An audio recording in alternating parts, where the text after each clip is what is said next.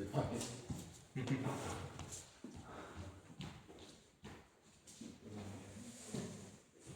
Is there a Bhagavad Gita in Croatian? What? Do they have a Bhagavad Gita in Croatian? Yeah, it must.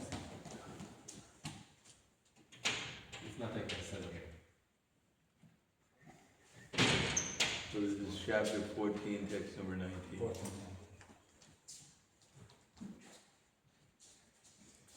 Nanyam gunebhya kartaram yada drashta nubhashiti gunebhya shaparam veti madhvavam savdigachiti. Translation and purport by His Divine Grace, A.C. Bhaktivedanta Swami Prabhupada. Don't go on, if you just find the verse. 14:19. Just give it to him. When one properly sees that in all activities, no other performer is at work than these modes of nature, and he knows the Supreme Lord is transcendental to all these modes, he attains my spiritual nature. Please repeat, when one properly sees that in all activities, no other performer is at work than these modes of nature, and he knows the Supreme Lord is transcendental to all these modes, he attains my spiritual nature. Purport, one can transcend all the activities of the modes of eternal nature simply by understanding them properly, by learning from the proper souls. The real spiritual master is Krishna, and he is imparting this spiritual knowledge to Arjuna. Simply it is from those who are fully in Krishna consciousness that one has to learn the science of activities in terms of the modes of nature. Otherwise, one's life will be misled, misdirected. By the instruction of a bona fide spiritual master, a living entity can know of his spiritual position, his material body, his senses, how he is entrapped, and how he is under the spell of the material modes of nature. He is helpless, being in the grip of these modes. When he can see his real position, then he can attain to the transcendental position, having the scope for spiritual life. Actually, living entity is not the performer of different activities. He is forced to act because he is situated in a particular type of body, conducted by some particular mode of material nature. Thus, when has the help of spiritual authority, he cannot understand in what position he is actually situated. With the association of a bona fide spiritual master, he can see his real position. By such an understanding, he can become fixed in full Krishna consciousness. A man in Krishna consciousness is not controlled by the spell of the material modes of nature. It has already been stated in the 7th chapter that one who is surrendered to Krishna is relieved from the activities of material nature. One who is able to see things as they are, the influence of material nature gradually ceases. So the text again, Gunebhyas chad, Nanyan Gunebhyas kartaram, Yada drashtan pashati, Gunebhyas chaparam veti, Madhvavam sodagachati. When one properly sees in all activities no other performer is at work than these modes of nature, and he knows the Supreme Lord who is transcendental to these modes, he attains my spiritual nature. Namo Vishnu Padaya Krishna Prasthaya Pudaya Srimati Bhaktivedanta Swami Tanamane Namaste Saraswati Deve Gauravani Vicharne Nirvishesha Srinivadi Paskadyade Siddharne.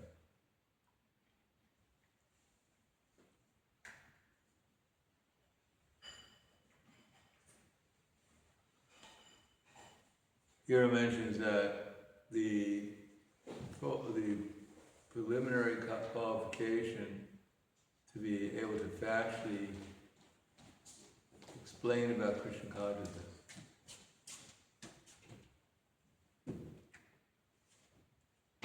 is supposed to be translated.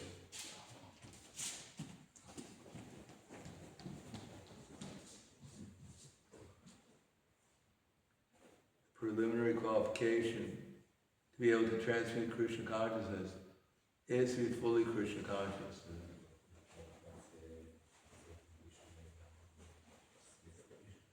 Now, we generally don't expect everyone who is giving class or explaining about Krishna consciousness to be fully Krishna conscious. We do expect that those who are explaining Krishna consciousness at least should be explaining in terms of the explanation given by the fully Krishna conscious devotee.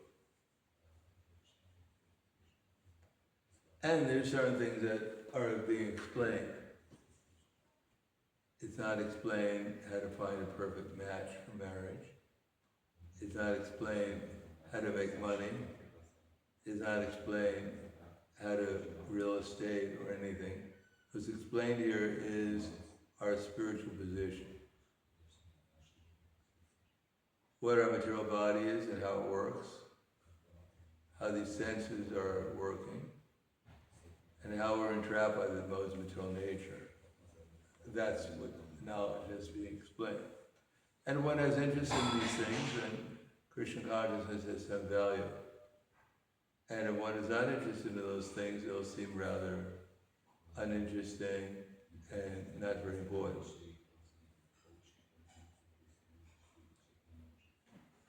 And if the aim of life is to obtain the transcendental platform beyond the material energy, beyond the temporary experience we have of this drama that's going on in the material world, then Krishna consciousness becomes interesting.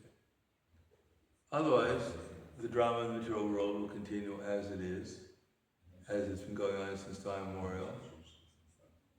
Everyone is looking for peace and prosperity, as long as for an eternal position of peace and prosperity in a temporary miserable world. And therefore, everyone throughout the whole universe, since time immemorial, has been disappointed. And we can also continue to be disappointed, hoping that somehow or another, this time it's going to be different. Although from logic and reasoning, it's not possible because we're not any more in control of the material nature than we were since we came here time immemorial ago.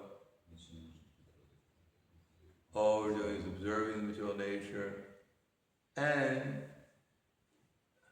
hoping that somehow or another we can control it, but that's impossible. Because we can't even control one atom, what to speak of the material nature as a whole. But we can desire, and therefore we understand things properly, we can understand what is proper desires. And if we don't accept knowledge of the soul, of the super soul, of the Supreme Personality of Godhead, then we'll go on desiring to make different arrangements in different circumstances and perpetuate our entanglement in the material nature. What we're desiring now, according to what we deserve, well, that arrangement will be made in the future, to some degree or another. Not every desire is equally validated by Krishna. But in any case, our desires are what got us into the material world. Our desires is what keeps us in the material existence. And our desires will put us into another material existence in the future with the same objective of somehow or another finding peace and prosperity in a temporary, miserable material world. Therefore, as it explains here, that we should try to understand things properly. By hearing from a person who's actually a liberated soul, like Srila Prabhupada, and therefore we read his books every day, or at least we should be, and try to explain things as he's explained it, as is probably right, that the real spiritual master is Krishna.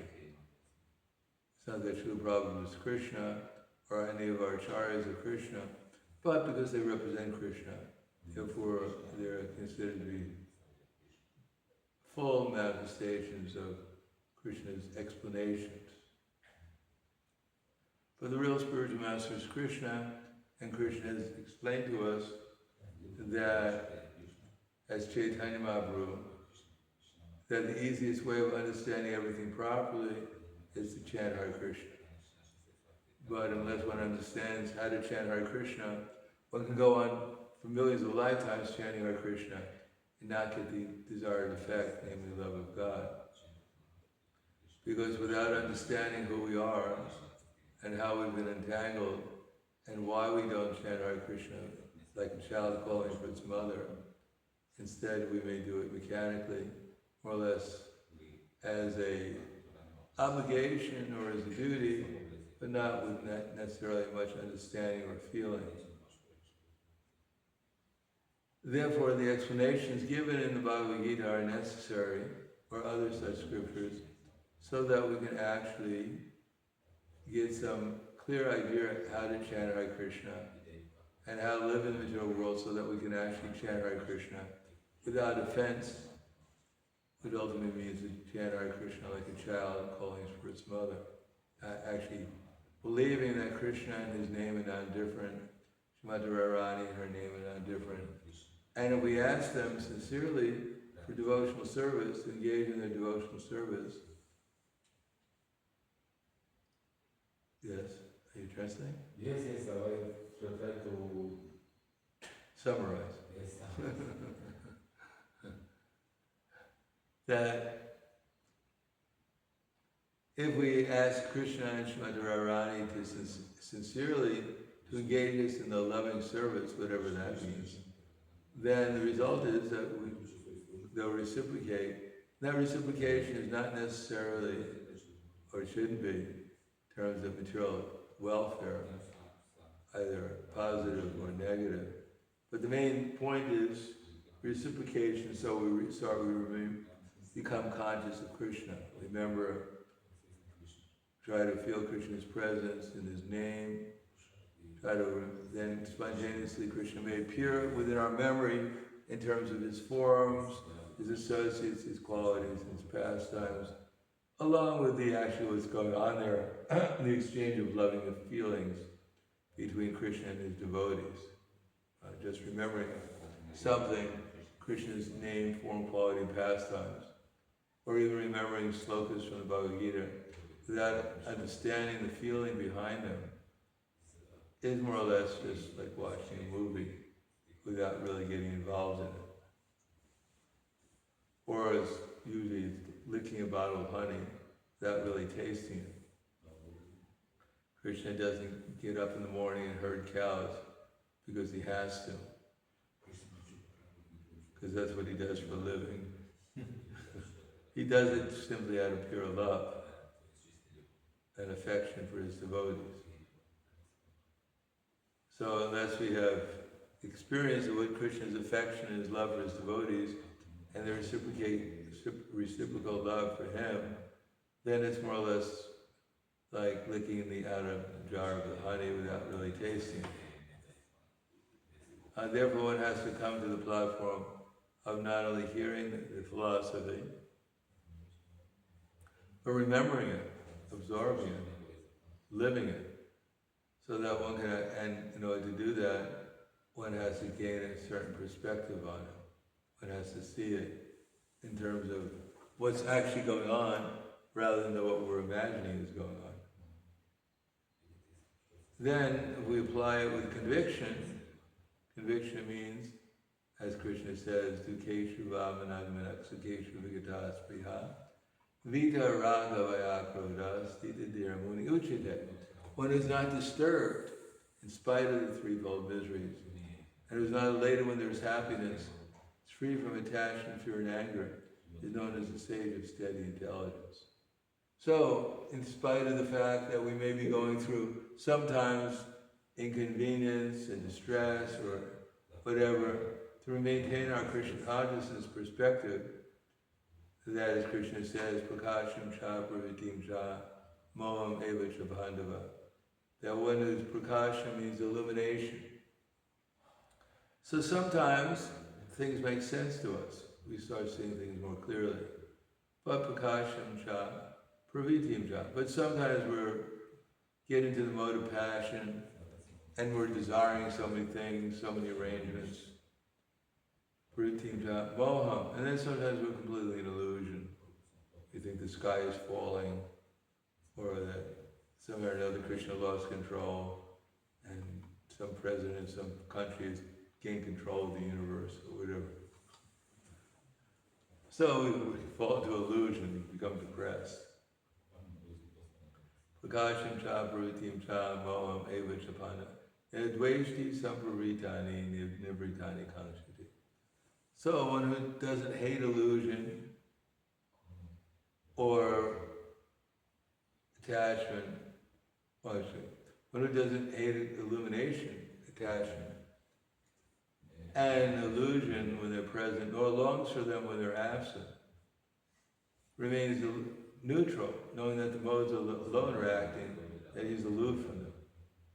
So we can expect ups and downs in the material world, but we should know that it's not our ups and downs, because we're aloof from these things.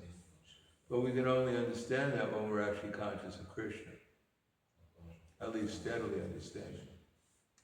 Because if we're conscious of Krishna, then we'll see what our real position is, what the real situation is, rather than what we're imagining as a reality, or someone else what they're imagining as reality. So only when we're conscious of Krishna we understand who we actually are and what our actual goal of life is and what the real situation, we more or less better understand what our situation we're faced with, but knowing that our ultimate real situation is in Krishna consciousness. There is no permanent situation in the material world. There's only a permanent situation in Krishna consciousness. That is, in our relation with Krishna, that's permanent, and everything else is just a manifestation of illusion. Unless we're utilizing our activities in Krishna service, then our activities become real, because they're part of our actual relationship with Krishna, rather than with the illusory energy.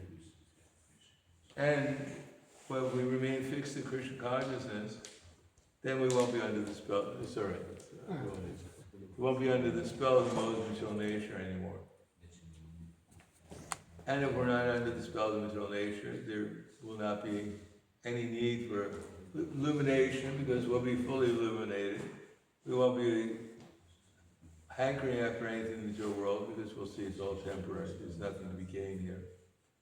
And at the same time, we won't be illusion, identifying ourselves with something temporary while we're actually eternal.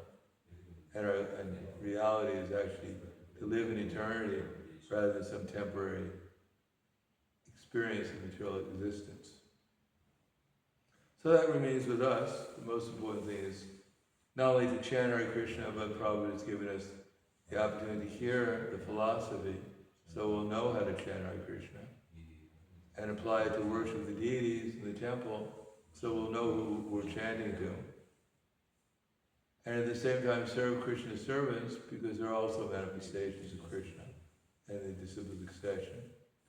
And try to fulfill their desire to make the world Krishna conscious, make the atmosphere spiritual rather than this illusory, temporary material existence that people are so much absorbed in. So I'll stop there. Thank you. Any questions?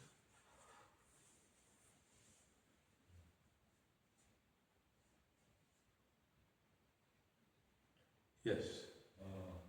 We so much time in affection of this model of material nature, and sometimes even in relationships between devotees, and it's very hard to become Krishna consciousness and be aware that this is all illusion. How we can help ourselves to? Well, just become aware that it could be illusion. It could become. Don't worry about getting out of illusion. That's not going to be possible all at once. But we can become a little out of illusion by remembering Krishna. Krishna Surya Sama Maya Andhakar. Yam Krishna Dhamma Maya Hai Andhakar. So Krishna is like the sun and Maya is like darkness. Where the sun is, the darkness won't stay. So we have to chant our rounds better, rather than being absorbed in, when we're chanting, all the illusory thoughts that come to our minds. So we can say, excuse me, so it's good not, how can I say, not to fight against this illusion, just accept it. That is. Accept it? Why should you accept it? That this is maybe illusion or not. It is illusion. It is. So why should you accept it? Not accept it. Yes, You should recognize this illusion and try to chant better to Krishna, rather than get distracted by it. Anything else?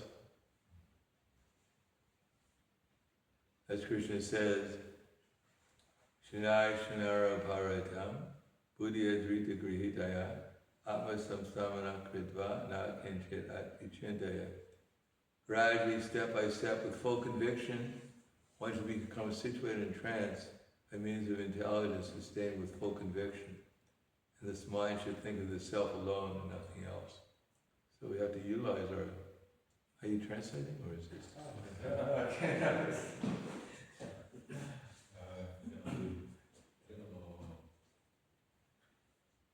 He can understand mostly. I just tell me what. No, he did. That's your... he doesn't understand mostly. I explain what he don't understand. Yes. How do you know what he doesn't understand? Are you...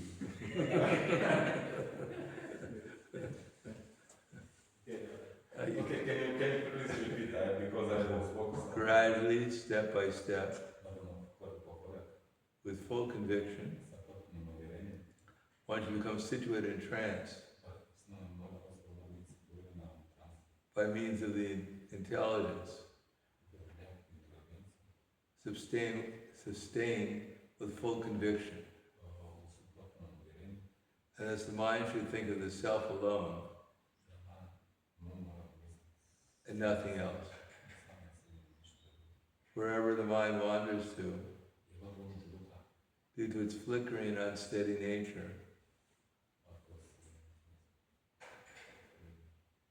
you understand what flickering means? No. Going back. Okay.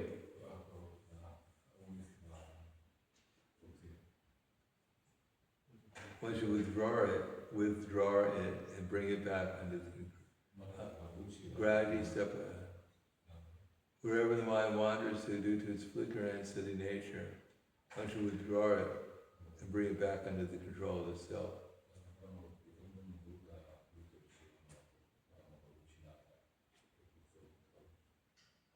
So as practice becoming, thinking of Krishna while whatever we're doing. Then we won't be disturbed by the material nature.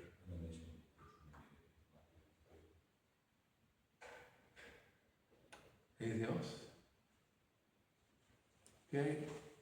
Khala Gandhara Srimad Bhagavad Gita Ki Jai. Srila Prabhupada Ki Jai. Gaur Premanande.